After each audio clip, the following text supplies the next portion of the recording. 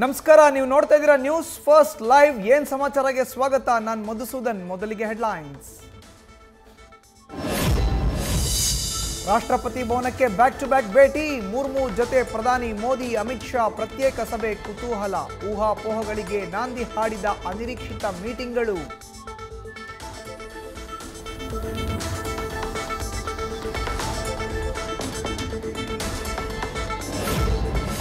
ಧರ್ಮಸ್ಥಳದ ನೇತ್ರಾವತಿ ನದಿ ತೀರದಲ್ಲಿ ಇವತ್ತು ಮತ್ತೆ ಕಾರ್ಯಾಚರಣೆ.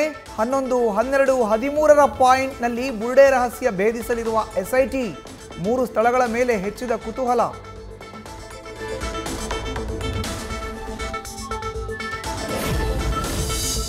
ಗಂಭೀರವಾಗಿ ಆರೋಪ ಮಾಡಿದ್ದ ಕಲ್ಲೇರಿ ನೆಲದತ್ತ ಚಿತ್ತ. ಬಾಲಕಿಯರ ಅರೆನಗ್ನ ಸ್ಥಿತಿಯಲ್ಲಿ ಶವದ ಕತೆ ಹೇಳಿದ್ದ ಅನಾಮಿಕ. ಹೊಸ ದೂರುಗಳ ಬಗ್ಗೆಯೂ ನಡೆಯಲಿದೆ ಪರಿಶೀಲನೆ.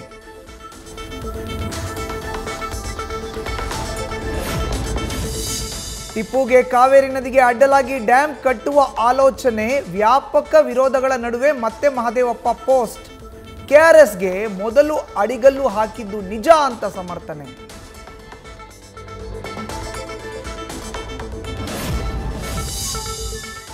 ಸಾರಿಗೆ ನೌಕರರ ಮುಷ್ಕರಕ್ಕೆ ಬೆದರಿದ ಸರ್ಕಾರ. ನಿಗಮಗಳ ನೌಕರ ಸಂಘಟನೆಗಳ ಸಭೆ ಕರೆದ ಸಿಎಂ. 38 ತಿಂಗಳ ವೇತನ ಬಾಕಿ ಸೇರಿ ವಿವಿಧ ಬೇಡಿಕೆಗಳ ಬಗ್ಗೆ ಚರ್ಚೆ.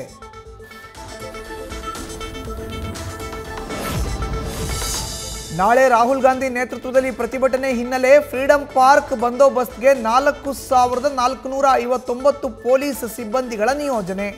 6 ಆಂಬ್ಯುಲೆನ್ಸ್ಗಳು ಸೇರಿ 40ಕ್ಕೂ ಹೆಚ್ಚು ಪಡೆಗಳ ಡಿಪ್ಲಾಯ್.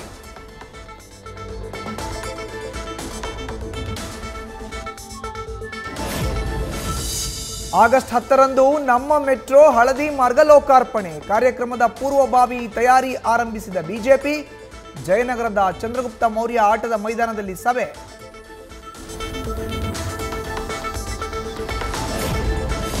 ಮೈಸೂರಿನಲ್ಲಿ ಡ್ರಗ್ಸ್ ಕೇಸ್ ಹ್ಯಾಂಡಲ್ ಮಾಡಿದ ಮಹಾರಾಷ್ಟ್ರ ಪೊಲೀಸರು. ರಾಜ್ಯದ ಕಾನೂನು ಸುವ್ಯವಸ್ಥೆ ಎಲ್ಲಿಗೆ ತಲುಪಿದೆ? ಸರ್ಕಾರಕ್ಕೆ ಸಾಫ್ಟ್ ಆಗಿ ತಿವಿದ ಸಂಸದ ಯದುವೀರ್.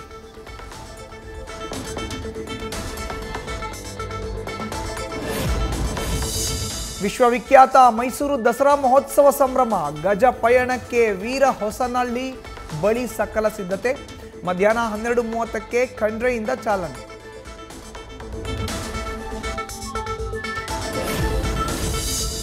ಮೊಯ್ಲಿ ರಚಿಸಿದ ವಿಶ್ವ ಸಂಸ್ಕೃತಿಯ ಮಹಾಯಾನ ಗದ್ಯ ಮಹಾಕಾವ್ಯ ಬಿಡುಗಡೆ.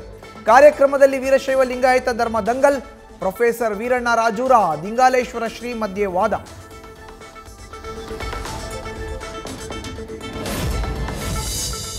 ಚಿತ್ರಾವತಿ ಜಲಾಶಯಕ್ಕೆ ನಾಮಕರಣ ಮಾಡುವ ಬಗ್ಗೆ ವಿವಾದ. ಮಾಜಿ ಶಾಸಕ ಜಿವಿ ಶ್ರೀರಾಮರೆಡ್ಡಿ ಹೆಸರಿಡಲು ಒತ್ತಾಯ. ಬಾಗೇಪಲ್ಲಿ ಪಟ್ಟಣದಲ್ಲಿ ಎಡಪಕ್ಷಗಳಿಂದ ಪ್ರತಿಭಟನೆ.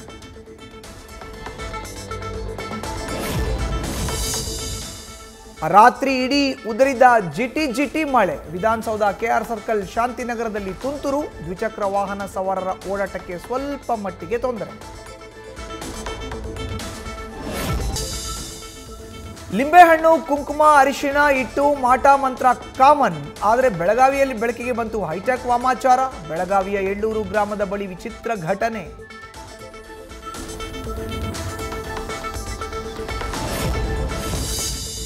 ಪತಿಯನ್ನು ಕೃಷ್ಣಾ ನದಿಗೆ ಪತ್ನಿ ತಳ್ಳಿದ ಪ್ರಕರಣ. ಬಾಲ್ಯ ವಿವಾಹ ಪ್ರಕರಣದ ಅಡಿ ತಾತಪ್ಪ ಅರೆಸ್ಟ್. ರಿಮ್ಸ್ ಆಸ್ಪತ್ರೆಯಲ್ಲಿ ಆರೋಗ್ಯ ತಪಾಸಣೆ. ಇವತ್ತು ಕೋರ್ಟ್ಗೆ ಹಾಜರು.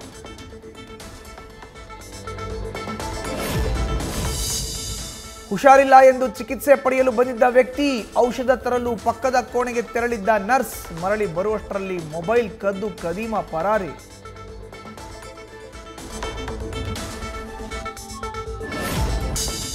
ಯೆಮೆನ್ ಕರಾವಳಿಯಲ್ಲಿ ಮುಗುಚಿದ್ದ ದೋಣಿ.